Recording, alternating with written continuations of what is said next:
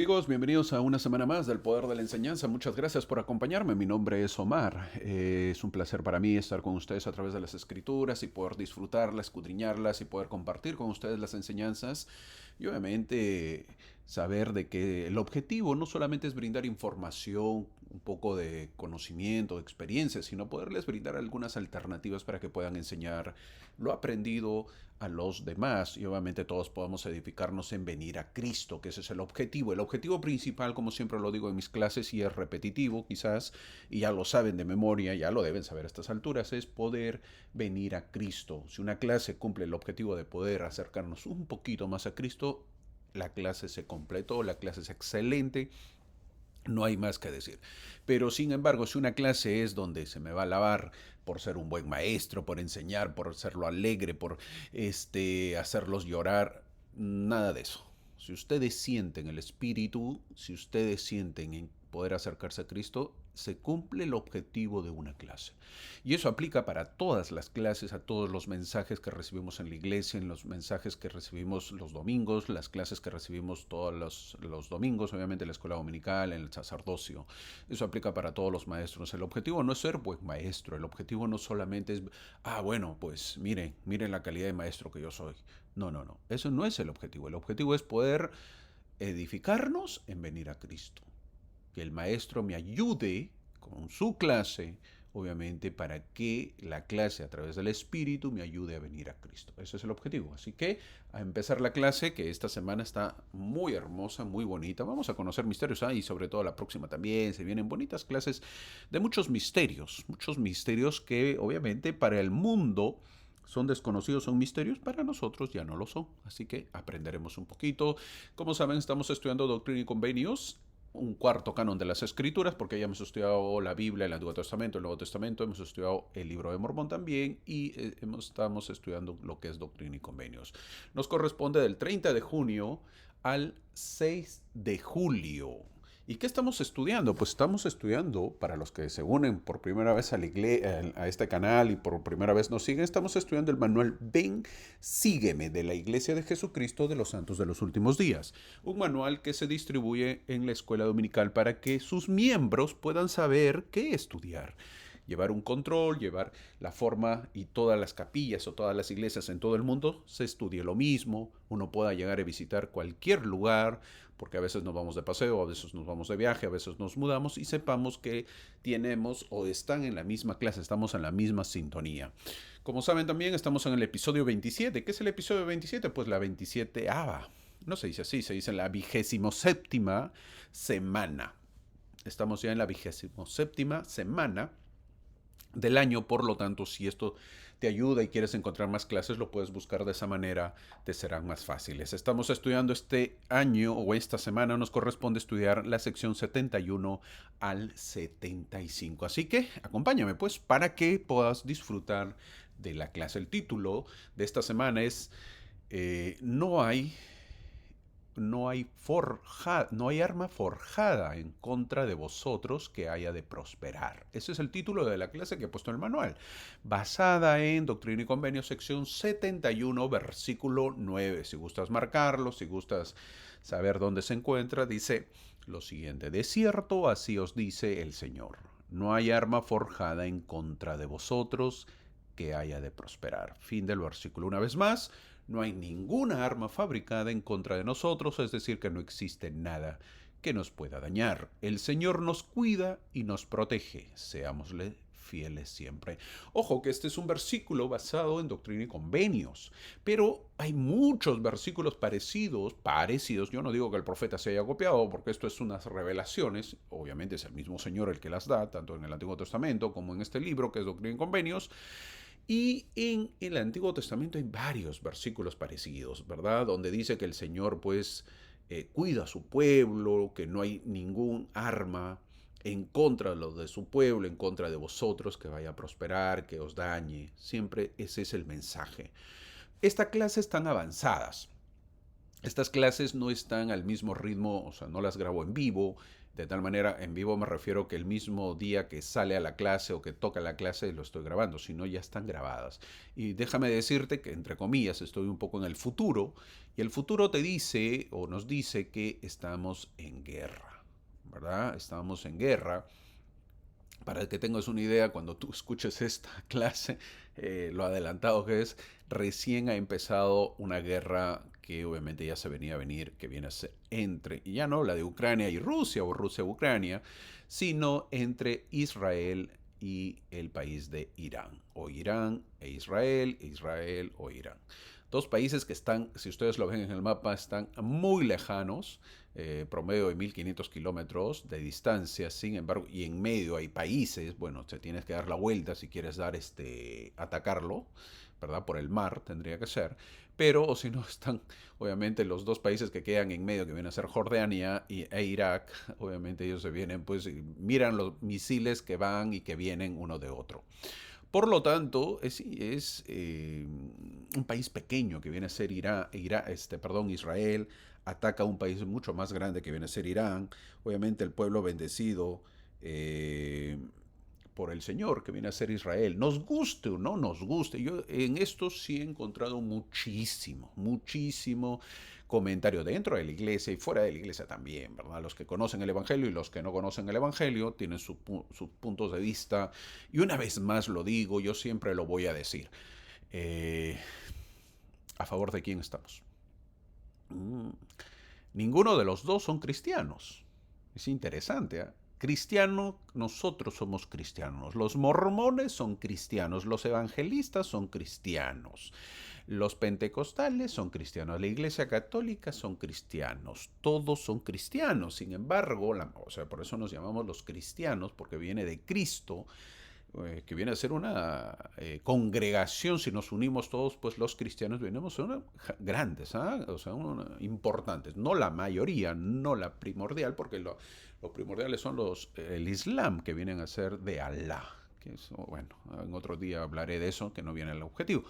Pero miren, están los iraníes, que obviamente la mayoría del pueblo es de los musulmanes, el Islam, y están contra los eh, israelíes, que vienen a ser pues que ellos creen en la Torá, ¿verdad? Que ellos creen más en el Antiguo Testamento, no creen en Cristo, creen en Jehová.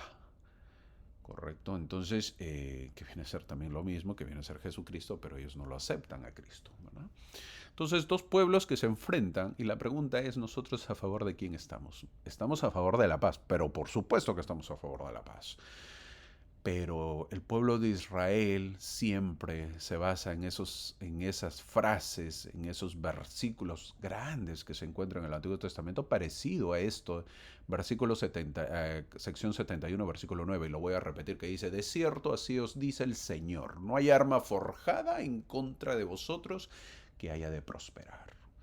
Israel se cree con todo el poder posible, ataca a todos sus enemigos, obviamente ellos creen ser el pueblo del Señor, que no les pasará nada. Ya han tenido éxito, mucho éxito, la historia lo dice. Si tú lees a partir de la historia del año que ha sido fundado Israel, que es más o menos en los años 1940-45, obviamente tú vas a poder entender la guerra de los 6 días, todas las guerras que lo atacan a Israel, triunfa.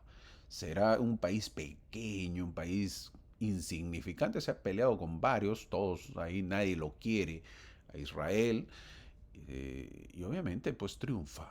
Ahora ha dicho el pueblo de Israel, sus líderes han dicho que obviamente los aplastarán también a los demás, ¿verdad? Los desaparecerán, así que no te metas con nosotros, les ha dicho. Ellos obviamente tienen esos versículos y lo asimilan para sí, en el sentido de decir: yo soy el pueblo del Señor, así que no te metas conmigo. La pregunta es, bueno, nosotros estamos a favor de la paz, no queremos la muerte, ¿verdad? No queremos la muerte de nadie. Así no tengan nuestra misma fe o creencia. Nosotros somos hombres pacíficos, somos seres pacíficos, que ese es el objetivo. Sin embargo, las escrituras pues dicen que tenemos que estar, entre comillas, a favor de Israel, el pueblo del Señor. y obviamente se le vienen más cosas, más temas que dirán que obviamente será pues en contra, se irán todos en contra de Israel hasta que venga la segunda venida. Eso es lo que dicen, ¿verdad? En el Armagedón. La pregunta es, ¿será esta el Armagedón? ¿O ya está a punto de ser el Armagedón? Estamos dos países bélicos, como viene a ser Irán, que no tiene bomba nuclear, porque eso es lo que está destruyendo Israel, pero ya quieren construirlo. Tiene muchos misiles, Irak también se quiere sumar para atacar a Israel, veremos lo que sucede. Y obviamente los demás países están ahí, ¿no? Alertas, alertas, porque se puede desatar, pues desatar. Todo el mundo ignora las escrituras, sin embargo todo el mundo sabe las escrituras y lo que puede pasar y lo que va a pasar. Entonces nadie quiere ser el líder de esos sucesos, ¿verdad? Nadie quiere ser el líder del Armagedón, nadie quiere ser el líder de esos países que luchen contra Israel, porque así dice la profecía. Entonces, imagínate tú, mi amigo, tú que estás de repente a favor o en contra de Israel porque son asesinos, no son asesinos, etcétera, lo que fuese. Si estás en contra, vamos a suponer que tú fueses el líder de otro país que no sea Israel, que esté en contra de Israel. Muy bien, pues atácalo.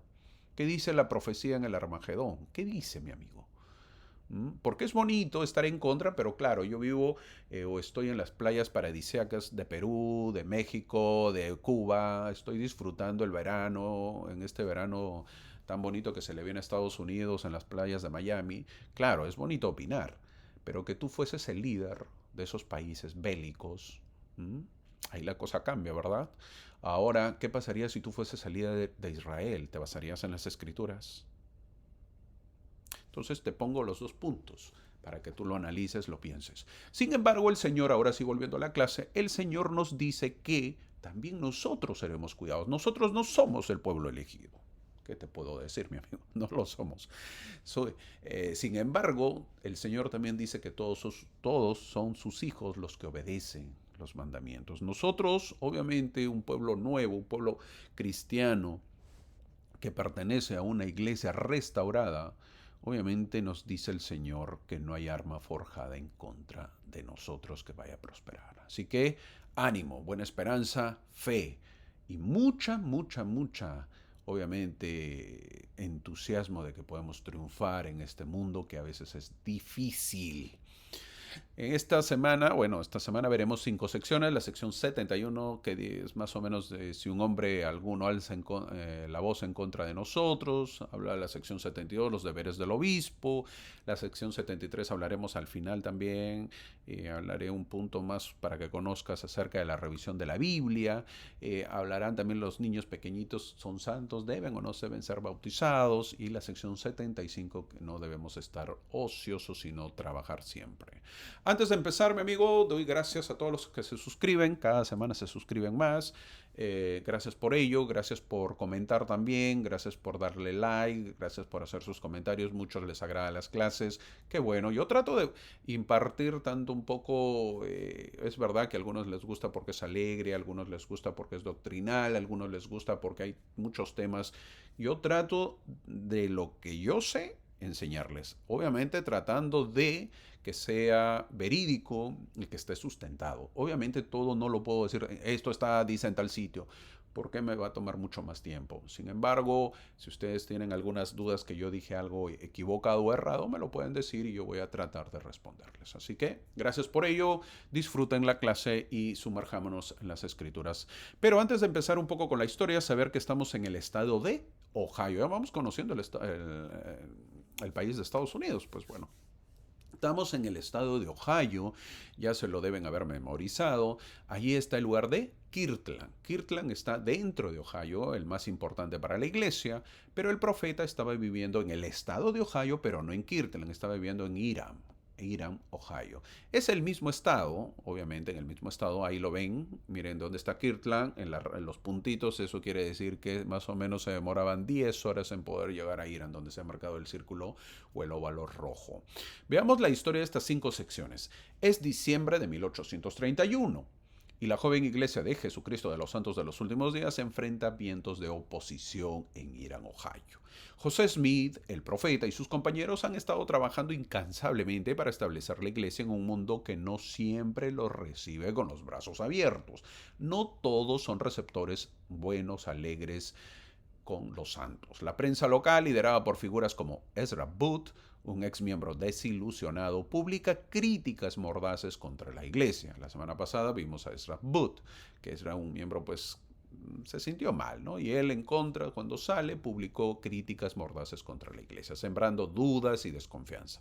En medio de este torbellino de dificultades, el Señor no guarda silencio. A través de las secciones 71 al 75 de Doctrina y Convenios, que vamos a ver el día de hoy, ofrece dirección, consuelo y un llamado ardiente a sus siervos. ¿Para qué? Para que avancen con fe, proclamen la verdad y edifiquen su reino. La iglesia siempre, mi amigo, ha enfrentado mucha oposición. Así como muchos se unían, también muchos se apartaban. Tan igual como ahora. Muchos ingresan a la iglesia y muchos se apartan. La idea es que no se aparten, pero así es en el reino del Señor. Esto no es nuevo. Siempre vemos los que se inactivan poco a poco, ya no asisten y luego obviamente se apartan y se van. Así que no es nuevo que en muchos barrios haya inactivos. Esto es desde el inicio de la iglesia. Esto no es justificación, sin embargo es historia. A veces es sorprendente cómo se ve a miembros dar su testimonio, ¿te has dado cuenta? Y después de un tiempo se les ve que no van a la iglesia. Da muchas ganas de preguntarle. A mí de verdad me ha dado ganas. Yo cuando he visto hermanos o hermanas dando sus poderosos testimonios al frente y después de unos meses o de repente de unas semanas ya no asisten a la iglesia, ¿no? Se inactivan. Me da ganas a mí me da muchas ganas de preguntarle qué pasó con lo que usted dio en el testimonio. Ahora, en esos tiempos, la pregunta es, si ahora somos así, imagínense en esos tiempos, ¿verdad? ¿Qué nos responderían? Pero bueno, no se puede hacer preguntas a veces de ese tipo. En esos tiempos, la gente daba muchas razones para apostatar. Por ejemplo, vamos a ver las razones. Norman Brown, miembro de la iglesia, dejó la iglesia porque su caballo murió en el viaje a Sion. Imagínate. Al morir su caballo en esos tiempos indicaba una gran pérdida. Así como que tenías que hacer el recorrido pues a pie. ¿Mm? A pie. Joseph Wakefield, así se pronuncia. Apellidos en inglés a veces es medio complicado. Joseph Wakefield se retiró después de ver a Joseph Smith o a José Smith jugando con los niños al bajar de una sala de su sala de traducción donde él traducía, que vamos a ver la Biblia. Él bajó, jugó con los niños y obviamente lo vio jugar. José Smith era así. De repente no te iba a gustar el profeta. El profeta era muy juguetón, es lo que le podemos decir. Y él dijo, pues ¿cómo puede ser posible que un profeta juegue con niños? O sea, no se le ve serio. ¿Cómo puede ser posible? Tiene que ser más espiritual. ¿Mm? ¿Por qué? Porque así somos. El ser humano busca prototipos que a veces él se hace una ilusión, una idea que debe ser. ¿Cómo te imaginas que debe ser el profeta? Un hombre serio, espiritual, que hable bajito, que no grite, educado, simpático. ¿Mm?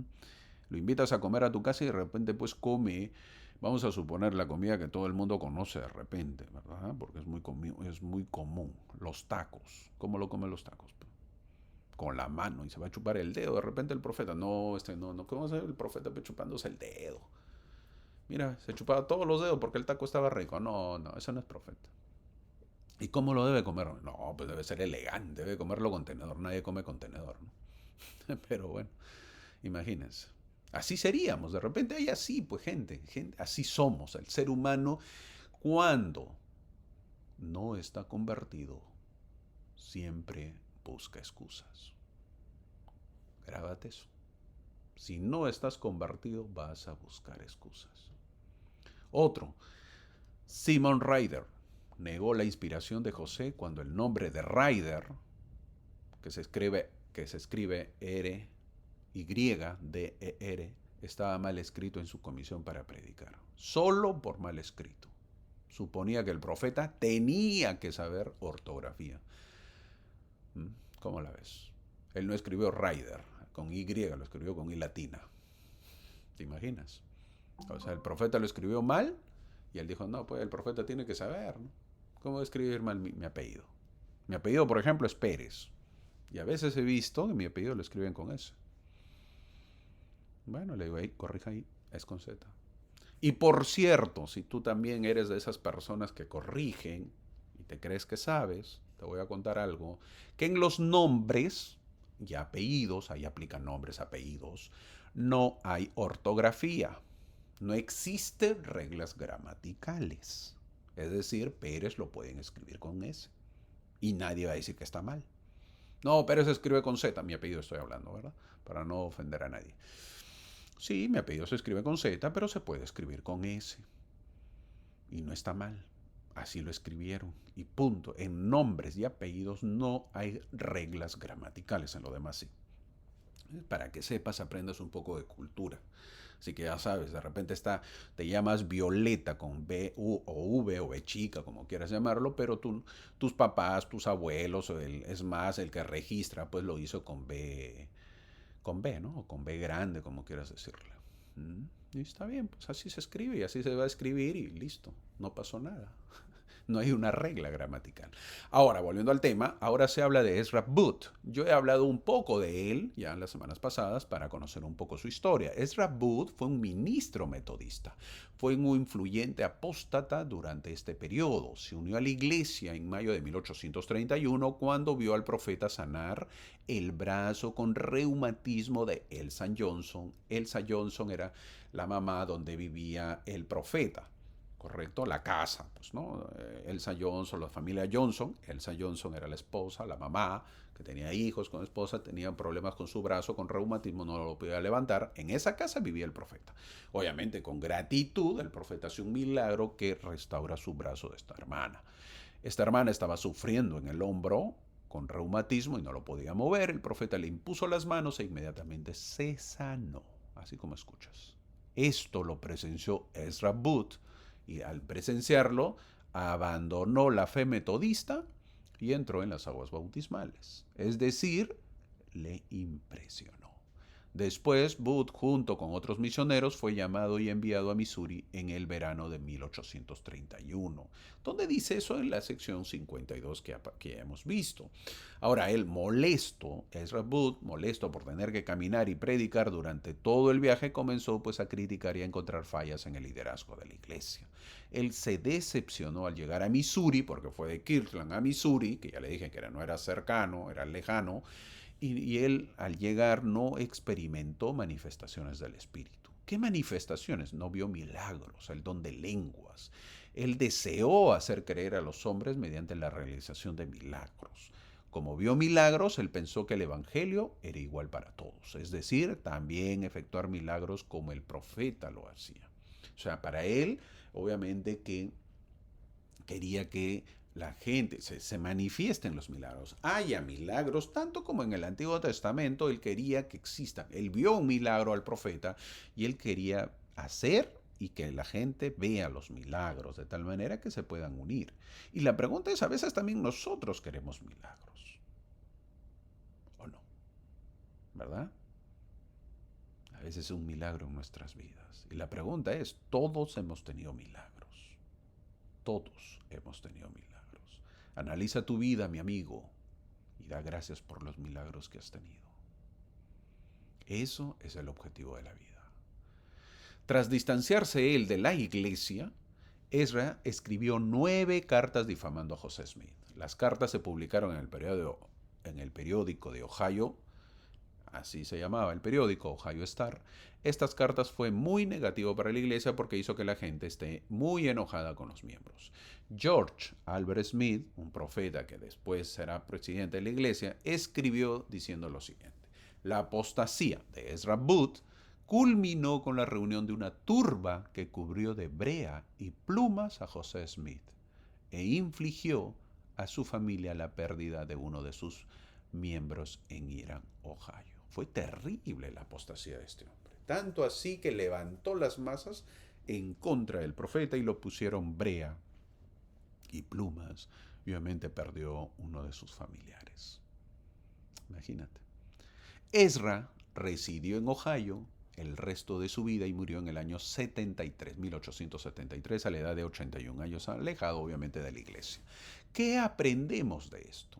Esto no es solo un momento de desafío externo, es también un tiempo de organización interna. La iglesia está creciendo y con ese crecimiento vienen nuevas responsabilidades. Se necesitan líderes, misioneros y obispos para guiar al pueblo de Dios.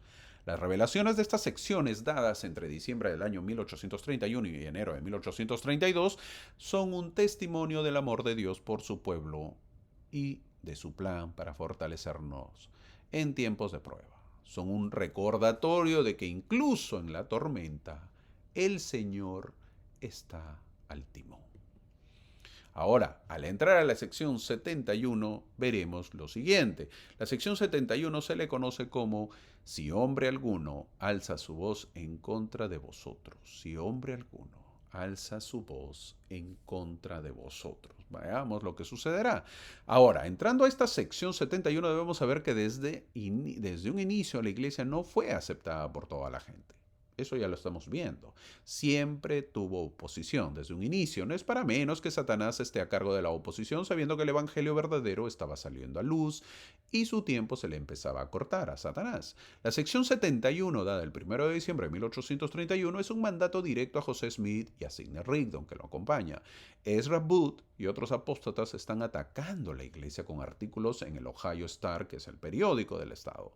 En lugar de retroceder, el Señor les ordena confrontar la oposición con la verdad del Evangelio. No se trata de una lucha de palabras terrenales, sino de una proclamación guiada por el Espíritu. Ya sabemos dónde se encuentran los santos en ese momento, ya sabemos la fecha, pero no olvidemos que José Smith, ahí está el profeta José Smith, ¿cuántos años tenía? 26 años. Es decir, era un joven, casado, pero joven. ¿Recuerdas cuando tenías 26 años? Siempre lo menciono en las clases, mi amigo, para que no olvides que nosotros, bueno, yo ya pasé por ese tiempo y de repente tú también, y recuerdas cómo eras a esa edad. Ahora míralo al profeta. ¿Qué pasaría si llegase a tu barrio hoy alguien de 26 años y empieza a predicar? ¿Le creerías? Encima, el que llega a predicar, pobre y joven. ¿Le creerías? Bueno, le sumo más. Le sumo. ¿Qué? Joven, casado, pobre y sin mucha educación. Que es conocido por haber sido o ser un visionario. Por haber visto a Dios. Él dice que ha visto a Dios. ¿Le creerías? Bueno, ese es el tiempo que se vive en Kirtland, Ohio. En los primeros versículos se le dice que prediquen a José y Sidney. Tenía que salir al frente de los grandes líderes que tenía la iglesia para que la gente conozca la verdad. Es decir, el Señor le dice, hey, paren un ratito lo que están haciendo y salgan a predicar. El Señor dice que los que reciban el mensaje se le dará más abundantemente, dice el versículo 6. En este tiempo, cuanta más luz recibe uno, más puede recibir. No lo olvides. Crecemos y brillamos no solo por adición, sino por multiplicación. De ahí la promesa, porque al que recibe se le dará más abundantemente, incluso poder. Dice el versículo 6, cuanto más aumenta una persona en luz, más accede a la verdad y adquiere conciencia inteligente de todo lo que la luz penetra. Mencioné que José Smith no tenía educación, ¿verdad? Pero conforme pasaba los años, fue adquiriendo sabiduría, y no cualquier sabiduría, es decir, que emanaba, brotaba, salía sabiduría de su ser. Puedes leer el libro Enseñanzas del Profeta José Smith y verás que alguien sin educación es difícil que escriba así. Este versículo 6 se cumplió con el profeta porque recibió abundantemente. Ahora, también es para nosotros, así que ponlo a prueba. El Evangelio te hará crecer en la vida, pero aplícalo correctamente. Lee las Escrituras y poco a poco obedece el Evangelio. Y verás que luego vas a querer leer otros libros y vas a querer mejorar tu vida. Te vas a instruir más. Vas a ser mejor persona. Un amigo miembro de la iglesia me contó hace un tiempo que en su universidad no había un profesor, que siempre faltaba. Y él organizó un día con sus amigos una reunión y planteó el tema, y cómo hacerlo, y pidieron hacer su queja. Yo le pregunté, ¿cómo lo hiciste? Me dijo que le fue fácil porque siempre había sido secretario en la iglesia y había visto a los líderes cómo hacer reuniones, algo que el mundo no sabe cómo hacerlo. Así que a prepararnos para que podamos recibir abundantemente. Una hermana mira las imágenes que pongo, me contó que fue al templo y al salir fueron a comer con los hermanos del barrio y ahí mencionaron el tema que el hombre podía descender del mono. ¿Te imaginas ir al templo y salir? Y bueno, a veces pues uno va a desgustar algunos aperitivos, comidita, ¿verdad? Algo breve, como quien uno conversa. Sin embargo, en esa reunión que ellos tenían, que todos habían ido al templo, ahí mencionaron el tema del hombre que podía descender del mono. ¿Te imaginas? Resulta en la parte espiritual y te dicen, hey, el hombre puede descender del mono.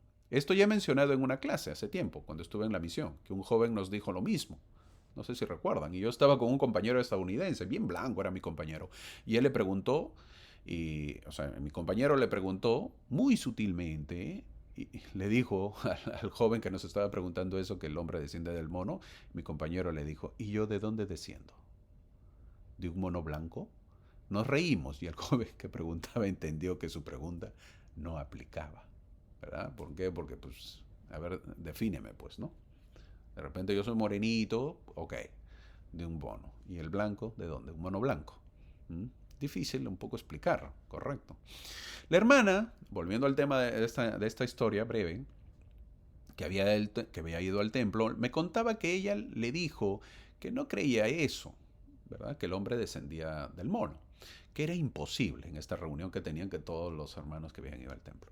Es decir, que ella fue al templo para poder adquirir más sabiduría del cielo. Y al salir viene la pregunta de si el hombre desciende del mono. Esta hermana dijo, pues no, yo no creo en eso. Y en esto hay una confusión, mi amigo.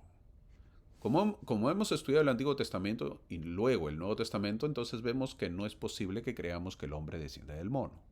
Entonces viene la pregunta, porque siempre hay esas preguntas, si los cavernícolas existieron o no. Por eso he puesto esa imagen que ven ustedes ahí a la izquierda. Lo que voy a mencionar no es parte de la doctrina de la iglesia, sino solamente es un comentario. Lo digo bien clarito, ¿eh? Bien clarito para que no vengan y digan, el hermano Omar dijo. La creación del hombre, de Adán y Eva, fueron iluminados por Dios. Y fue Dios quien los guió para que puedan formar las civilizaciones que conocemos en el Antiguo Testamento hasta nuestros días, ¿verdad? Ok. Pero también sabemos que muchos se han apartado de Dios. Por ejemplo, Caín se apartó y se fue y no lo hizo solo. Obvio, porque Adán y Eva tuvieron más hijos. Esa gente que se apartó tuvieron que aprender a vivir. ¿Cómo hacerlo? Si no tienen luz y verdad. Tuvieron que aprender a comunicarse porque si no hay guía, no hay enseñanza. El idioma se pierde. ¿A dónde se fueron a vivir los que se apartaron de Dios? Es decir, empezaron desde cero. Al no tener una enseñanza divina, fueron comportándose como cavernícolas. Empezaron a cazar, luego a cultivar. Todo nuestro comportamiento es aprendido. Si tú no enseñas, vas a vivir o vas a ser un cavernícola. Si tú no enseñas, vas a ver un cavernícola. Uno aprende a usar los cubiertos, a comer con la boca cerrada, a comer moderadamente, a aprender a hablar, aprende a caminar. Mi madre siempre me decía, camina derecho, por ejemplo, saca pecho, no camines jorobado, etcétera y etcétera. ¿Verdad? La sonrisa, cómo te sientas, cómo caminas, eso se aprende. De esa manera uno deja de ser cavernícola. ¿Recuerdas la Torre de Babel? Bueno, la gente se dispersó y se fueron cada uno buscando sobrevivir. Se fueron a diferentes lugares. Aprendemos que Éter, del libro de Mormón, vinieron a América. Pero ¿cuántos más fueron a diferentes lugares? Es decir, la verdad algún día la sabremos. Por lo pronto tú, mi amigo, deja de ser cavernícola y sé un ser humano. Mucho mejor. Aprende la verdad y recibirás abundantemente. Tú no desciendes del mono. Eres un hijo de Dios. Ahora, también hemos visto, vemos en el versículo 7, esto fue un break para poder aclarar si los hombres descienden del mono. En el versículo 7, volviendo a la historia, a la clase, dice, confundir a vuestros enemigos. En obediencia a este llamado, José y Sidney salieron de Kirtland el 3 de diciembre de 1831 y salieron por Kirtland, Chancellorsville, Ravenna y otros lugares predicando audazmente la verdad y llamando a sus detractores para que los conocieran y enfrentaran sus falsedades. Esta era una condición bastante inusual, Por lo general, el Señor aconseja a sus siervos que no participen en debates y discusiones, sino que prediquen con fuerza los principios fundamentales del Evangelio. Si no lo sabías, lo voy a repetir de nuevo. La iglesia, el Señor obviamente, a través de su iglesia lo dice, que un miembro de la iglesia no debe participar en debates. Nosotros no creemos, ni auspiciamos, ni sugerimos los debates, por cierto. Pero, volviendo a la clase, esta era una condición que requería alguna acción de este tipo. El Espíritu del Señor dirigió a estos hermanos, a José y a Sidney, para que salieran y confundieran a sus enemigos, lo que procedieron a hacer inmediatamente, ya que sus enemigos no pudieron fundamentar sus falsedades, se sorprendieron por este repentino desafío tan audazmente dado. ¿Por qué? Porque José Smith y Sidney Rigdon recibieron el mandato de salir y debatir con aquellos que hablaban mal. Gran parte de los prejuicios se disiparon y se hicieron algunos amigos gracias a esta acción. Ahora, no se pide que salgamos a confundir a los enemigos de la iglesia en estos tiempos, así que no lo hagas. En el versículo 7 dice que inviten en privado y público. Hermano, ¿de verdad que salieron el profeta y Sidney? Así es. La historia dice que el 20 de diciembre de 1831, Sidney Rigdon y José Smith han lanzado un desafío en el periódico Ohio Star. Ellos pusieron el desafío al señor Booth y al diácono Riders, que han denunciado a la fe mormona, para que se enfrenten a él en un combate mortal. Un combate mortal de palabras, ¿verdad? Sobre el tema de la Biblia de oro. ¿Quieren un debate? Pues hagámoslo ese debate. Y lo pusieron en el periódico. Ryder rechazó la invitación, es decir, no aceptó enfrentarlos. Luego en el versículo 9 dice que no hay arma en contra de vosotros. Debemos saber que Dios se encargará de nuestros enemigos si continuamos guardando los mandamientos. Así que todos los santos del Dios Altísimo, cuando estas cosas vengan y vendrán, esto ha sido profetizado, solo digan, no hay arma forjada contra la obra del Señor que haya de prosperar. El Señor termina fortaleciendo siempre a sus escogidos. No perdamos la fe que nosotros estamos en el verdadero evangelio. Solamente cree y acepta que estás en el verdadero evangelio. No temas abrir tu boca. Comparte tu fe con confianza, sabiendo que el Espíritu te guiará. En un mundo de ruido, tu voz inspirada puede ser una luz que guíe a otros a Cristo. En este año esta sección resuena con fuerza. Vivimos en una era de redes sociales donde las críticas y las falsedades se propagan con un clic. La sección 71 nos enseña que la respuesta a la oposición no es el silencio ni la confrontación agresiva, sino la proclamación valiente de la verdad con amor y poder.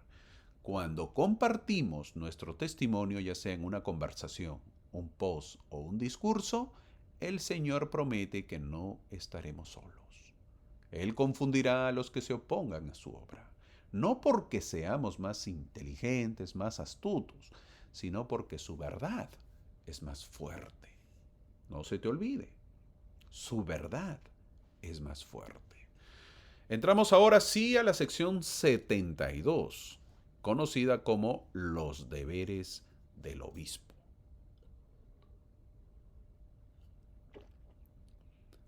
Hay que saber que José Smith y Sidney Rigdon vivían en Kirtland, como ya lo mencioné, es decir, a esa distancia, ¿verdad? Más o menos de 10 horas, no vivían en Kirtland, sino vivían en Irán, y estaban trabajando en la traducción de la Biblia, por lo que fueron a una misión para poder calmar al pueblo de lo que había dicho Ezra Booth, lo que vimos en la sección 71. La sección 72, desde el 4 de diciembre de 1831, que se está marcando ahí, marca un hito en la designación de Newell Whitney. Ahí está la foto de Newell Whitney. ¿Por qué? Porque fue obispo en Kirtland. Es decir, el profeta José Smith se muda a Kirtland para llamar a un profeta, a un obispo. ¿Quién es el obispo? Newell Whitney. Hermano, pero usted habló de otro obispo que ya había. Hasta aquí, préstame atención, ahorita te voy a hablar. Sí, el obispo, el que ven en la lámina o en la foto, se llama Newell Whitney, que es llamado como obispo en Kirtland, Ohio. Ahora, el obispo Edward Parrish, que es el primer obispo, se le había llamado para que sea obispo de Missouri, por lo que, al haber emigrado, y otras familias también, la ciudad de Kirtland se quedó sin obispo, así que se tuvo que llamar a un nuevo obispo. El llamamiento de obispo no es solo un cargo administrativo, es una mayordomía sagrada para cuidar de los pobres, administrar los bienes de la iglesia y guiar a los santos en la ley de consagración. En nuestra época, cuando la desigualdad y el consumismo dominan, esta revelación nos llama a vivir la ley de consagración en espíritu. No se trata solo de dar dinero, sino de dedicar nuestro tiempo, talentos y recursos para bendecir a otros. El obispo nuevo, el obispo Whitney, no solo administraba, él era un pastor, un hermano, un amigo para los necesitados. Hoy, cada uno de nosotros puede ser un obispo en nuestro círculo, cuidando de los que sufren en silencio. El Señor estaba estableciendo dos grandes centros de actividad eclesiástica, uno en el condado de Jackson, Missouri, y el otro en Kirtland, Ohio. Ya se llamó cada uno a un obispo. Una vez que el obispo Patrick se trasladó a Sion, obviamente no podía administrar los asuntos temporales de los santos de Ohio, y el profeta José tenía deberes más urgentes que atender. Había llegado el momento de que otro obispo administrara los asuntos temporales y espirituales de los santos de Ohio, dice el versículo 2. Me es oportuno que se os nombre a un obispo a vosotros. El nuevo obispo se mantuvo fiel hasta el final de sus días. Un hombre siempre dispuesto a poder ayudar a los demás. ¿Eres obispo, mi amigo? ¿Estás dispuesto a ayudar a los demás? ¿Tu obispo es así? ¿Cómo podemos ayudar a nuestros obispos que sean así? Porque es nuestro deber ayudarlos. También se menciona en el versículo 3 que darán cuenta de su mayordomía en la tierra y en la eternidad. Esto nos recuerda que así son los llamamientos. No son juegos, sino son tiempos para poder vivir. No son para vanagloriarnos, sino para servir, para poder ayudar a los demás. El obispo Newell Whitney fue obispo por 18 años continuos. ¿Me escuchaste bien, verdad? 18 años. Cuando se dio esta revelación, Newell Whitney, tambaleándose bajo el peso de la responsabilidad que estaba a punto de recaer sobre sus hombros, le dijo al profeta: hermano José, no puedo ver a un obispo en mí mismo. Miren la humildad. Te lo repito lo que le dijo. Hermano José, no puedo ver a un obispo en mí mismo. Eso se llama humildad. ¿Cuánto ha cambiado esto en estos tiempos? ¿Por qué? Porque ya cuando sabemos que se va a llamar a un nuevo obispo, todos empiezan a asistir, llevan nuevos trajes, nos bañamos, nos vamos limpios, llegamos temprano, asistimos por ser llamados. ¿Te has dado cuenta? ¿Está bien o está mal? Muchos desean el llamamiento. La pregunta es, ¿lo deseas para servir o para vanagloriarte? ¿Para qué lo quieres? Hermano, pero el Señor es sabio y llamará al humilde. No siempre, mi amigo. El Señor también puede llamar al orgulloso. A todos da las oportunidades. Y dependerá de ti si te arrepientes y si lo utilizas para bien, para tu salvación. Algún día rendiremos cuentas. Dios podía verlo a él, a Newell Whitney. Él era un obispo natural, era muy bueno en los negocios de primera clase. Probablemente ningún otro titular de ese importante cargo, al que finalmente llegó, ha estado mejor calificado para ello que Newell Whitney. Pero él no se veía como líder. Al inicio rehuye de la responsabilidad. El profeta respondió: ve y pregúntale al Señor al respecto. Gran respuesta, ¿no? Y Newell se lo pidió al Señor y oyó una voz del cielo que decía: tu fuerza está en mí. Eso fue suficiente. Aceptó el cargo y sirvió en él fielmente hasta el final de sus días. La humildad hizo no verse en el cargo. Así era de humilde. A diferencia de muchos que se ven en el cargo y hasta traje compra para impresionar. ¿Y cuáles son los deberes de un obispo? Los versículos 10 al 12 lo describen. El obispo tiene muchas responsabilidades, pero las escrituras nos ayudan a comprender cuáles son los deberes principales. Administrar el almacén del Señor, recibir los fondos de la iglesia, recibir los informes o mayordomía de los élderes, cuidar de los pobres y los necesitados a la manera del Señor. No olvidemos que a los obispos se les ha dado responsabilidades adicionales para la juventud, que es vital, pero que los obispos no entienden mucho, a decir verdad. Y ser sumos sacerdotes también, presidentes del barrio. Por cierto, cuidar de los pobres también es su deber. Ahora en el versículo 15 también menciona la ley de consagración. Todo hombre que venga a Sion debe poner todas las cosas ante el obispo. El Señor nos ha dicho que se requiere que cada hombre en esta iglesia ponga todas las cosas, no solo una décima parte, sino que ponga todas las cosas ante el obispo de su iglesia, que consagre todo lo que tiene, sus rebaños y ganado, caballos, su oro y plata, sus prendas de vestir, relojes, joyas y todo lo que posee, que lo consagren, que hagan una consagración completa para empezar. Es bonito leer, es bonito oír la historia y es hermoso suspirar al saber que hubo gente que sí cumplió. Pero lo más importante es, ¿estás preparado para eso? ¿Estás o no aferrado a las cosas materiales? La vez pasada un hermano en la capilla, viendo que se estacionaba un hermoso auto en el parqueadero de la estaca, me dijo, ¿cómo me encantaría vivir la ley de consagración? Y que me toque ese auto, me dijo. Me dio risa, porque imagínense esa respuesta, ¿verdad? Un hermano que seguro mucho trabajo, inteligencia, sabiduría, qué sé yo, habilidad de repente que tenga, se compró un auto bien bonito, era muy hermoso. Y otro que no tiene la habilidad, no tiene el trabajo, no ha tenido pues el esfuerzo necesario para comprarse ese auto, decía, ¿cómo me encantaría vivir la ley de consagración y que a mí me toque ese auto? ¿Te imaginas? Ah, hay que adorar los autos. Hay algunos que adoran los autos, ¿verdad? Otros los teléfonos, otros las computadoras, otros los televisores, otros los sillones, etcétera, etcétera. ¿Te imaginas entregarlo para que luego sea repartido y se nos dé lo justo para todos ser iguales? ¿Estarías listo para vivir esa ley? ¿Estarías listo para que todos tengan la misma ropa y las mismas joyas que tú tienes? Dime la verdad, ¿estás listo para eso? Hermanito, ¿y mis joyitas? Mi ropita, hermano, no. Usted sabe que yo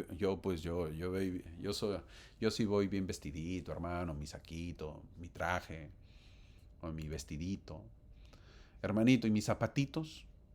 Yo que me pongo el mismo color de mi vestido. ¿Ahora lo va a tener otra hermana? Bueno, no te desanimes, mi amigo o amiga. Tengo que animarte y no desanimarte, porque si no te vas a inactivar. Veámoslo de otra manera. ¿Has ido al templo? Ves que todos están de blanco, ¿verdad? Y casi con la misma ropa. Uno que otro tiene otro modelito de blanco, pero por lo general es lo mismo. ¿Te gusta o no?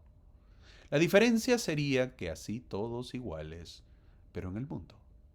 Así que ahora lo ves de otro punto, ¿verdad? Porque cuando estás en el templo eres feliz o no. ¿No te gustaría que sea lo mismo, pero en el mundo? ¿Mm? Qué bonito, ¿verdad? Luego menciona de un certificado. Hace años existía, es decir, tú pertenecías a un barrio, te cuento un poco de historia si no tienes mucho tiempo en la iglesia, y tú te mudabas y tu obispo te entregaba un pequeño certificado que acreditaba que pertenecías a la iglesia y llegabas al barrio y lo mostrabas, al otro barrio, pues donde te estabas mudando. Tener en cuenta que no existía el internet y hasta que lleguen tus datos demoraba meses, así que con ese pequeño certificado te podías integrar más rápido al barrio. Luego se habla de los intereses literarios, es decir, los encargados de publicar libros de la iglesia, los periódicos de la iglesia. Si había, dice esta revelación, alguna ganancia tenía que darse al almacén del obispo. Al final termina esta sección indicando que no vayan a Missouri sin su carta porque había algunos que llegaban de Nueva York y no se quedaban en Kirtland, sino pasaban de frente y muchos también mentían y se querían aprovechar de los santos que vivían la ley de consagración. Entonces, aprendemos de esta sección que miremos a nuestro alrededor. ¿Quién necesita tu ayuda? Consagra una parte de tu vida para servir a los demás y encontrarás gozo en ser un mayordomo fiel. Nosotros no vivimos la ley de consagración, vivimos la ley menor, que es la ley del diezmo. Diezmemos. Y así poco a poco aprenderemos de la ley de consagración. Vemos la sección 73, que viene a ser la revisión de la Biblia. La sección 73, dada el 10 de enero de 1832, es breve, pero significativa. Después de predicar en respuesta a la sección 71, José Smith y Sidney Rigdon reciben la instrucción de regresar ya a casa y continuar la traducción de las Escrituras, dice el versículo 3. Además, se les pide que los élderes continúen predicando hasta la próxima conferencia, dice el versículo 4. Ahora, si nos preguntamos a qué se refiere con la traducción, ¿lo está pasando de un idioma a otro? Es la pregunta, ¿lo está pasando de un idioma a otro? Por eso es traducir. Aunque el profeta y el Señor se referían comúnmente a ella como la obra de traducción, el profeta no estaba traduciendo el texto inglés a otro idioma. Más bien estaba traduciendo el lenguaje del texto al lenguaje del espíritu. Nos referimos a la Biblia, es decir, corrigiendo los pasajes de la Biblia. Si vemos o escudriñamos cuidadosamente la traducción de José Smith, revela en muchas ocasiones que no está devolviendo el texto a la intención original del autor, sino enseñando principios verdaderos y desactivando el poder de Satanás para usar el texto como un arma contra los santos. Solo un vidente con espíritu de profecía y revelación podría realizar tal obra. Así que tenemos que valorar la traducción de la Biblia hecha por el profeta. Por cierto, el Nuevo Testamento lo terminó el 2 de febrero de 1833. Es decir, un año más va a seguir con la corrección de la Biblia, porque estamos en el año 32, 1832, y el próximo año recién lo terminará. En un mundo acelerado como el nuestro, la sección 73 nos invita a hacer una pausa sagrada. Hay momentos para proclamar y momentos para prepararnos. La traducción de las Escrituras no era solo un ejercicio académico, era un acto de recibir revelación. En este tiempo, cuando las distracciones nos bombardean, necesitamos tiempo para estudiar, orar y escuchar la voz de Dios. Esta sección nos recuerda que la preparación espiritual es tan vital como la acción. Dedica tiempo, mi amigo, cada día para conectarte con Dios a través de las Escrituras y la oración. Tu preparación silenciosa te hará más fuerte para los desafíos que vendrán. De esta sección un poquito más de la traducción, me refiero de la Biblia, hablaré al final, para que conozcas algunos temitas. Pasamos a la sección 74, conocida como los niños pequeñitos son santos. Una vez más, vemos que ¿qué estaba aconteciendo en ese tiempo? Bueno, José Smith y Sidney Rigdon estaban predicando porque habían hablado mal de la iglesia, pero el Señor les dijo que pararan y volvieran a traducir la Biblia, ¿verdad? Ya lo mencioné. Ellos siguen y se encuentran con un pasaje en el Nuevo Testamento. Esta sección trata de Primera de Corintios capítulo 7, versículo 14. ¿Y qué dice? Porque el marido no creyente es santificado por la esposa, y la esposa no creyente por el marido. Pues de otra manera vuestros hijos serían impuros, mientras que ahora son santos, dice el versículo, fin del versículo. Ahora, hermanito, no le entendí bien. Para entenderlo bien, ¿qué habla? Habla de los hijos de matrimonios mixtos. ¿Qué es eso, hermano? ¿Qué es matrimonio mixto? ¿Dos hombres? ¿Dos mujeres? No. Un matrimonio mixto es donde uno de los cónyuges o cónyuges, como quieras llamarlo, pronunciarlo, es creyente y el otro no pertenece a la iglesia. Uno es creyente en Cristo y el otro no. O puede ser creyente pero pertenece a otra iglesia. Entonces hay un matrimonio mixto. A eso me refiero. ¿Ok? La revelación explica que los hijos de estos matrimonios mixtos no son impuros, sino son santos, dice el versículo 1 que se está marcando, y que la unidad en la fe debe ser el objetivo. Ahora entonces, si no son impuros y son santos, y si son santos, entonces ¿por qué se bautizan los niños? Esa es la pregunta. Veamos el análisis de esta hermosa sección. Para ello tenemos que saber qué pasaba en Corinto, porque este es un versículo de Corinto, del Nuevo Testamento. ¿Y por qué escribió eso Pablo? Lo de 1 Corintios 7:14. En la iglesia de Corinto, vamos a hablar un poco brevemente de la historia, algunos sostenían que cuando el esposo o la esposa se habían convertido, se habían unido al Evangelio, él o ella debían abandonar a la pareja que no se había convertido porque era impura y contaminante. ¿Te imaginas? O sea, una familia, esposo, esposa y un hijo, vamos a ponerle, o dos hijos, como quieras. Si el esposo conocía el Evangelio y se unía al nuevo Evangelio, y la esposa seguía en el antiguo Evangelio o no pertenecía a ninguna, decían que tenía que separarse, porque no debían estar con yugo desigual. No puede ser que un creyente salve su alma y la esposa o el esposo no lo haga. ¿Te imaginas eso? ¿Por qué? Porque es impuro o es impura. ¿Estaba bien o no? La pregunta. No es así. El apóstol Pablo dice que la conversión de uno de los miembros de la pareja ha traído una influencia santificadora a la familia. En lugar de dispersión, lo que ha traído es unión. Es decir, ha traído bendición a la familia. Es decir, lo sagrado puede ayudar. De lo contrario, dice el apóstol, vuestros hijos serían pues impuros. Porque si la esposa debe abandonar al marido porque no es miembro de la iglesia, también estaría obligada a abandonar a sus hijos, que no son miembros. ¿Sí o no?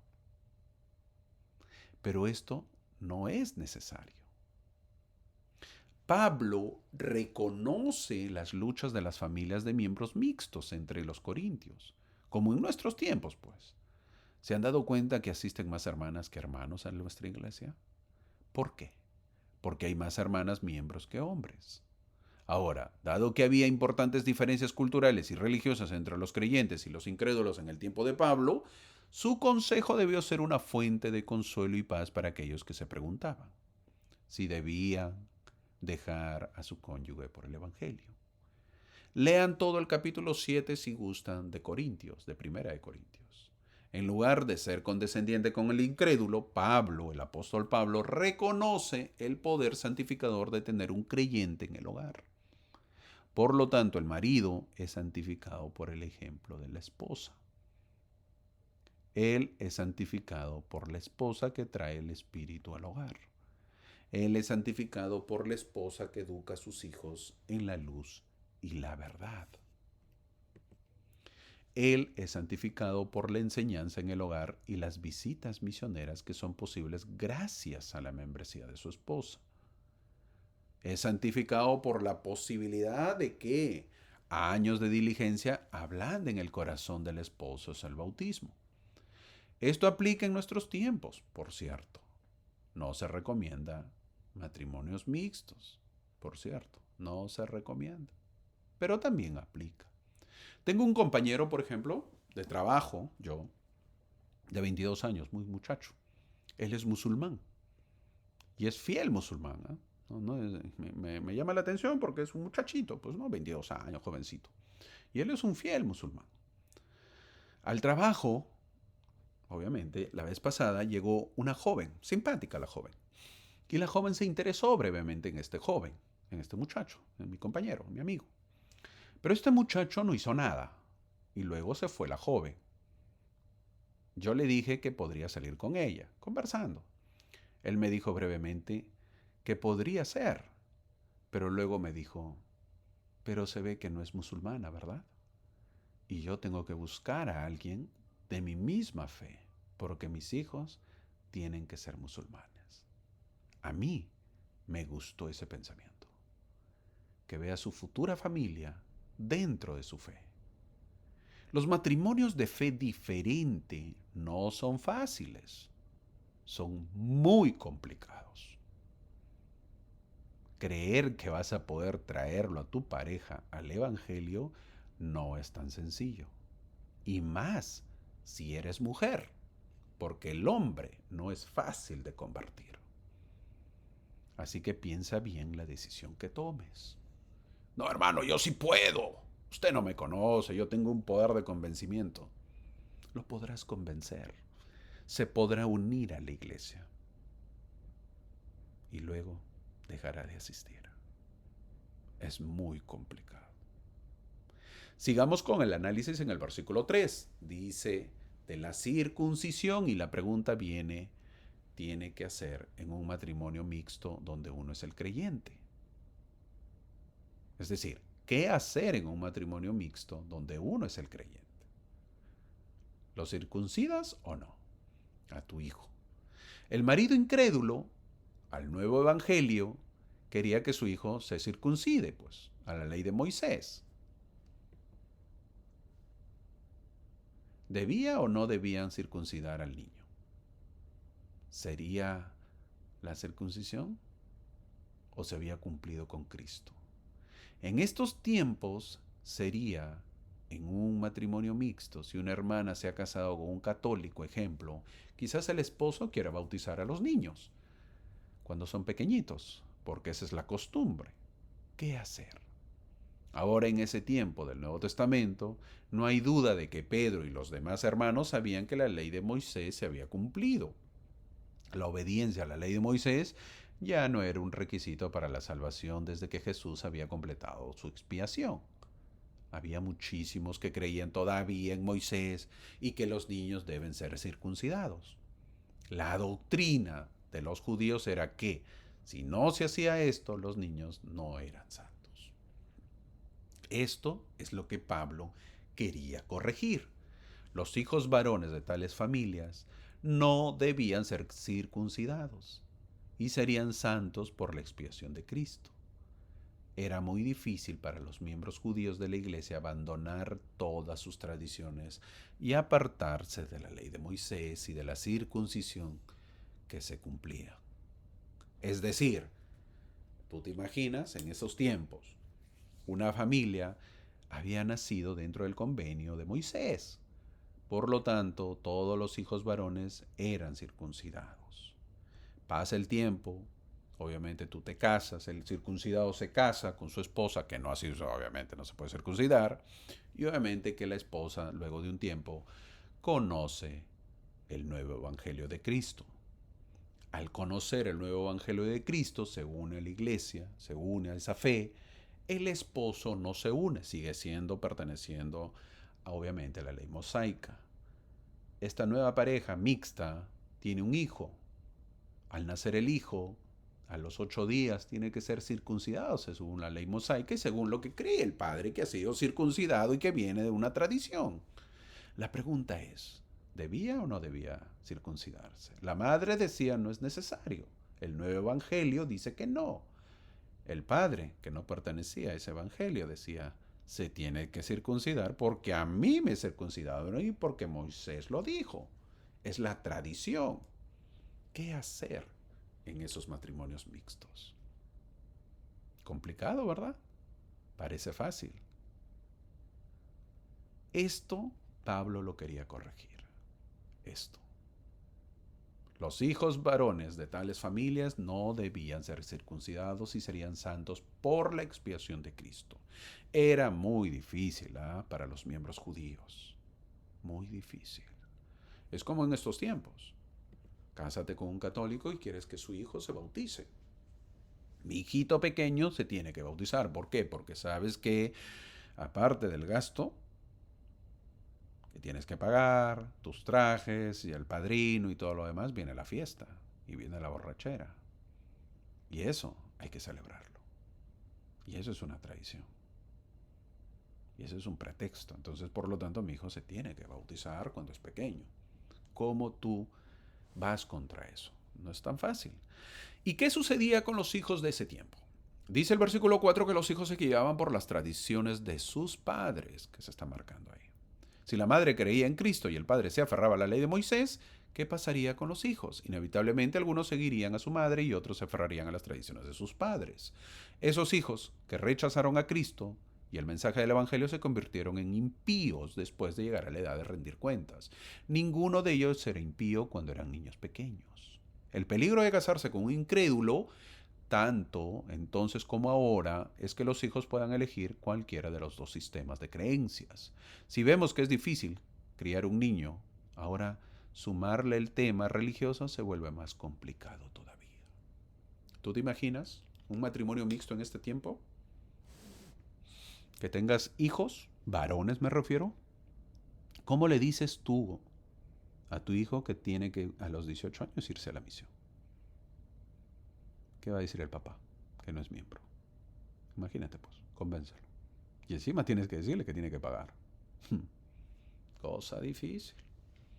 ¿Qué crees que diga el hijo en primer lugar? Papá, me voy contigo.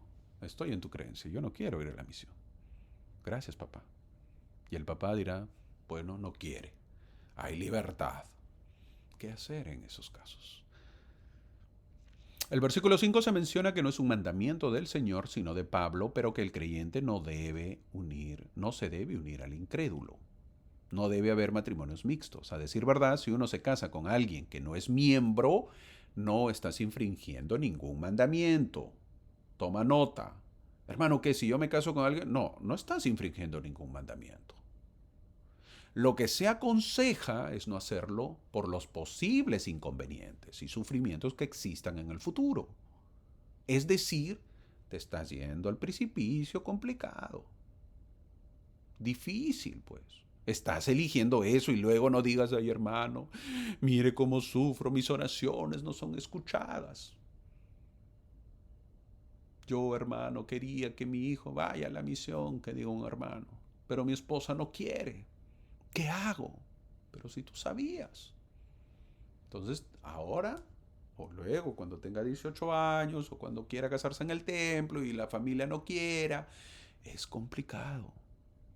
Al final se menciona bien claro en el versículo 7, los niños son santos. Pablo dijo, todos los hijos de Adán son redimidos por la sangre expiatoria de Jesús y todos los infantes son redimidos también. Cuando venimos a este mundo, venimos inocentes en lo que respecta a este mundo. Así como éramos inocentes en el otro mundo en el principio, no venimos a este mundo con pecado. ¿Qué aprendemos de esta sección? En nuestra era, donde los matrimonios se enfrentan tensiones por diferencias de creencias, esta sección es un faro de esperanza. Nos enseña que el amor, la paciencia y el ejemplo pueden santificar un hogar. En lugar de forzar la conversión, la revelación nos invita a vivir nuestra fe con autenticidad, confiando en que el Espíritu obrará en los corazones. Para aquellos que viven matrimonios mixtos, este es un recordatorio de que Dios ve su esfuerzo y bendice su hogar. Pero si tú quieres o vas a formar un matrimonio, sería mejor que lo hagas con alguien de tu misma fe. Ahora, quizás no vivas un matrimonio mixto, pero la mayoría vivimos en familias mixtas, donde todos no son miembros. Si enfrentas diferencias de fe en tu familia, vive el Evangelio con amor y consistencia. Tu ejemplo puede ser el puente que una corazones a Cristo. No será fácil, no será rápido, tomará mucho tiempo. Una vez más, hemos aprendido que no creemos o participamos en el bautizo de niños pequeños. Que quede claro. Entramos a la sección 75. ¿Y cuál es el título de la clase de la sección 75?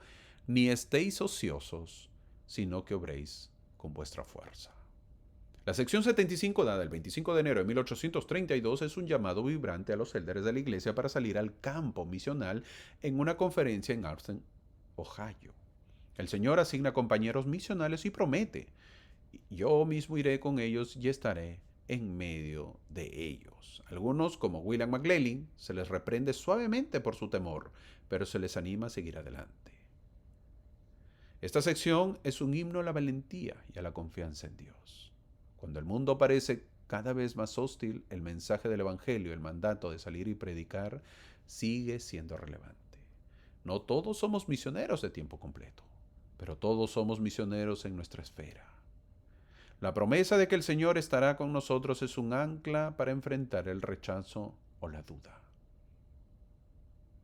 Además, el llamado a cuidar de las familias de los misioneros nos recuerda nuestra responsabilidad colectiva de apoyar a quienes sirven. Sé un misionero en tu vida diaria. Comparte el Evangelio con valentía y apoya a aquellos que dedican su tiempo al servicio del Señor. Las secciones 71 al 75 de Doctrina y Convenios son más que palabras de un pasado lejano. Son un fuego que arde en nuestros corazones el día de hoy. Nos llaman a proclamar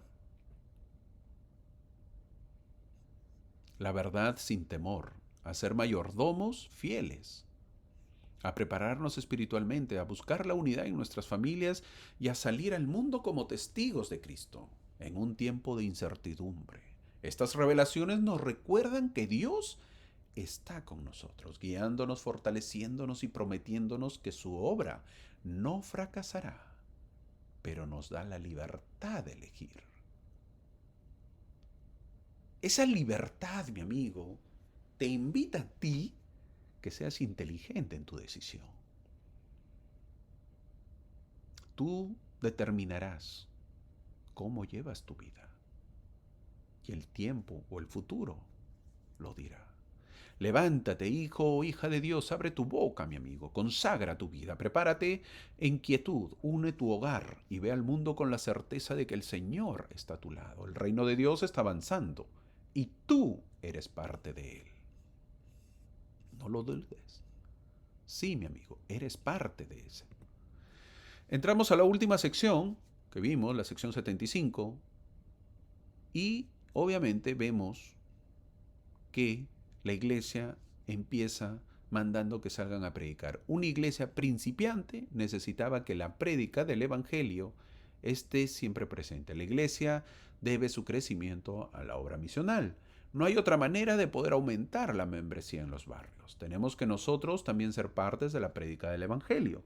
Siempre debe estar presente, obviamente, la prédica del evangelio. Un misionero tiene que alzar su voz como el son de trompeta, es decir, que se hagan escuchar, que se hagan oír, que los demás sepan que el evangelio está presente, que no haya excusas para que digan que nunca supieron. La promesa para aquellos que proclamen el evangelio no es poco. El versículo 5 dice: serán coronados con honor, gloria, inmortalidad y vida eterna. ¿Esperas recibir algo más preciado que eso? ¿Ser exaltado con todo lo alto? Esto es una gran oportunidad para predicar el Evangelio y no descansar. Hay muchísimas maneras de poder hacerlo. Quizás una buena amistad, y poco a poco estarás predicando el Evangelio con tu actitud. No juzgues quienes deben ir a la iglesia. No seas tú el que diga este no y este sí. Todos somos hijos de Dios y tenemos que oír el Evangelio. Las aguas vivas del Evangelio tenemos que escucharlo todos. El versículo 6 habla de William McLely, que había sido llamado previamente a una misión a las tierras del este, con Samuel Smith en la sección 76. Aunque fue llamado el 25 de octubre de 1831, en realidad no salió hasta el 16 de noviembre y regresó a su casa antes de finales de diciembre, mostrando poca inclinación a salir de nuevo. Samuel Smith se separó de William McLely antes de Navidad. El Señor en este versículo le dice que revoca su llamamiento, es decir, deja sin efecto su comisión. Esto es una llamada de atención del Señor a William. Si no se cumplen los mandamientos, luego no podemos estar reclamando bendiciones. Mientras uno se sacrificaba estudiando en la escuela y el otro salía a divertirse a la playa, al cine o a bailar, no podemos esperar que los dos de adultos tengan el mismo futuro. ¿O sí? ¿Crees que tu hijo, si lo dejas que tenga una vida frívola y otro muchacho que tiene una vida de esfuerzo y estudio, crees que los dos llegarán a la adultez con una carrera exitosa? Si has llevado en tu juventud una vida sin control, es complicado luego esperar bendiciones. Hermano, pero me puedo arrepentir. Claro que sí. Una persona puede cambiar, pero las consecuencias de sus acciones tiene que asumirlas. Un muchacho que lleva una vida frívola, sin esfuerzo, sin estudios, versus otro muchacho que tiene una vida de esfuerzo, de sacrificio, de estudios. De aquí a los 40 años, esos dos muchachos, uno que empieza a los 14 y el otro también, supongamos. Uno con esfuerzo y uno viendo la vida frívola. A los 40 años, siguiendo esa vida, ¿se puede arrepentir? Pero por supuesto que se puede arrepentir. Y puede cambiar su vida frívola totalmente y un arrepentimiento sincero, pero la pregunta es, ¿qué podrá hacer a los 40 años? El tiempo ya pasó. No para arrepentirse, mi amigo. El tiempo ya pasó para llevar su vida. De repente por tener una vida frívola, no estudió. De repente por tener una vida frívola, consumió drogas. De repente por tener una vida frívola, tiene muchos hijos. De repente por tener una vida frívola, ¿qué otras cosas pudo o puede tener? Nada garantiza. El Evangelio no te garantiza nada. No te garantiza la perfección, pero sí te acerca, mi amigo. Tengamos cuidado. Volviendo al tema, una persona una vez más puede cambiar, pero las consecuencias de sus acciones tiene que asumirlas. El hermano William McLellin estaba rechazando el mandamiento del Señor, pero el Señor le da otra oportunidad. Aún así no cumplió como debía ser. Se le mandó a predicar al sur de Kirtland, pero tampoco le fue bien. Dijo que su salud no era buena y también mencionó las inclemencias del clima. Luego buscó un trabajo y dejó de predicar. Es decir, desaprovechó las oportunidades. Los siguientes versículos sigue mencionando las asignaciones de élderes para que vayan a predicar en diferentes lugares. El Señor también menciona que los misioneros deben dejar sus bendiciones a la familia que los acoge y sacudirse los pies en los hogares que no los reciban. Ya he mencionado que esta práctica de sacudirse los pies cuando no los reciben no aplica en estos tiempos, salvo que el misionero lo crea muy pero muy necesario. El versículo 27 es una gran promesa que sigue vigente el día de hoy. Pidan y reciban o recibirán. El Señor siempre tiene presente a su pueblo, siempre está dispuesto a poder bendecir a los que les son obedientes. Al principio de la historia de la iglesia restaurada, el Señor encargó específicamente a los hombres la obligación de proveer para sus esposas y su familia, dice el versículo 28. No olvidar que es una obligación para el varón poder proveer para su familia. A veces surgen preguntas en cuanto a un aparente conflicto entre el deber de un padre hacia su familia y las muchas responsabilidades eclesiásticas que podrían ser suyas. El mismo versículo 28 dice que obre en la iglesia, es decir, proveer para la familia y obrar en la iglesia. Por lo que tenemos que saber que debemos organizar y convocar reuniones administrativas y que las reuniones sean bien planificadas, bien planeadas y organizadas, con las horas de inicio y finalización determinadas, por adelantado. Esto no solo hará el máximo uso del tiempo, sino que facilitará que los hermanos que asistan a estas reuniones reciban el apoyo de sus familias. Una reunión bien planificada significa que la familia sabe cuándo puede esperar al marido llegar a casa o al padre en casa. Ahora, si estamos pensando que se habla mucho de las parejas para salir a predicar, el versículo 29 dice el Señor que en la iglesia no hay lugar para el ocioso. Esto debemos saberlo. Tenemos que trabajar en la iglesia, no podemos ser ociosos. El versículo 30 habla de Emer Harris, el hermano de Martin Harris. Este Emer Harris es el tatarabuelo del presidente Dallin Oaks, que es el primer consejero del presidente Nelson. La sección termina con varios nombres de parejas misioneras. Tenían que ir a predicar. La iglesia estaba en sus inicios y tenían que predicar las buenas nuevas. Esta sección es un himno a la valentía y a la confianza en Dios. En estos tiempos, cuando el mundo parece cada vez más hostil al mensaje del Evangelio, el mandato de salir y predicar sigue siendo relevante. No todos somos misioneros de tiempo completo, pero todos somos misioneros en nuestra esfera. La promesa de que el Señor estará con nosotros es un ancla para enfrentar el rechazo o la duda. Sé un misionero en tu vida diaria. Comparte el Evangelio con valentía y apoya a aquellos que dedican su tiempo al servicio del Señor. Las secciones 71 al 75 de Doctrina y Convenios son más que palabras de un pasado lejano. Son un fuego que arde en nuestros corazones el día de hoy. Nos llaman a proclamar la verdad sin temor, a ser mayordomos fieles, a prepararnos espirituales, a buscar la unidad en nuestras familias y a salir al mundo como testigos de Cristo. En un tiempo de incertidumbre, estas revelaciones nos recuerdan que Dios está con nosotros, guiándonos, fortaleciéndonos y prometiéndonos que su obra no fracasará. Levántate, mi amigo, porque eres un hijo de Dios. Abre tu boca, consagra tu vida y prepárate en quietud. Une tu hogar y ve al mundo con la certeza de que el Señor está a tu lado. El reino de Dios está avanzando y tú, una vez más, eres parte de él. ¿Lo creas o no? Antes de terminar mi clase, que ya acabé, quisiera hablar un poco de cómo hizo José Smith la traducción de la Biblia, algo que te mencioné al comienzo. El profeta tenía una edición grande de tamaño familiar de la versión King James de la Biblia. King James en español viene a ser el Rey Santiago. Esa, esa Biblia lo utilizaba para poder traducir. Leía de ella, marcaba ciertos pasajes y dictaba las revisiones, correcciones y adicciones a un escriba, quien las escribía en papel. A veces se registraba todo el versículo, a veces solo la parte que había de revisar. La traducción se hacía por revelación divina a la mente del profeta. La familiaridad con los hechos y la historia de la traducción de la Biblia por parte de José Smith muestra que fue el medio por el cual se le revelaron al profeta muchas doctrinas importantes del Evangelio. Él traducía la Biblia, no porque ya conociera las respuestas y doctrinas, sino porque mediante el proceso y la experiencia de la traducción aprendería cosas importantes que debía conocer. Así, la traducción es inseparable de la historia de la Iglesia y de la edificación del reino en los últimos días. La traducción de José Smith es un hecho de la historia. Ocupó una gran cantidad de tiempo y energía del profeta José Smith.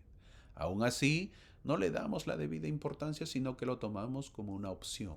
Y no debería ser así. La traducción inspirada de José Smith de la Biblia fue uno de los desarrollos fundamentales de su trabajo como profeta y ha tenido una profunda influencia en la Iglesia. El conocimiento de José sobre los principios del Evangelio y la obra de Dios con sus antiguos profetas y pueblo aumentó inmensamente a través de este proyecto. José lo consideraba una rama importante de su llamado y trabajaba diligentemente en ella.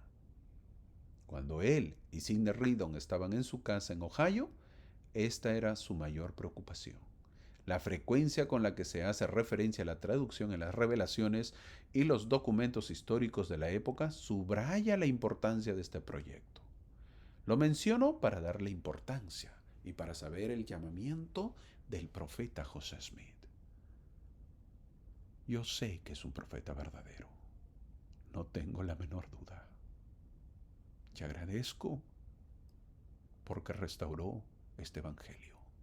Algún día lo veré y ojalá se me permita estrecharle la mano y darle las gracias. Tengo la oportunidad y la bendición de ser miembro de esta iglesia. Te invito, mi amigo, que tu testimonio también sea del profeta y saber que esta iglesia es verdadera y que Jesús vive. Te espero la próxima semana para seguir aprendiendo el evangelio. Muchas gracias.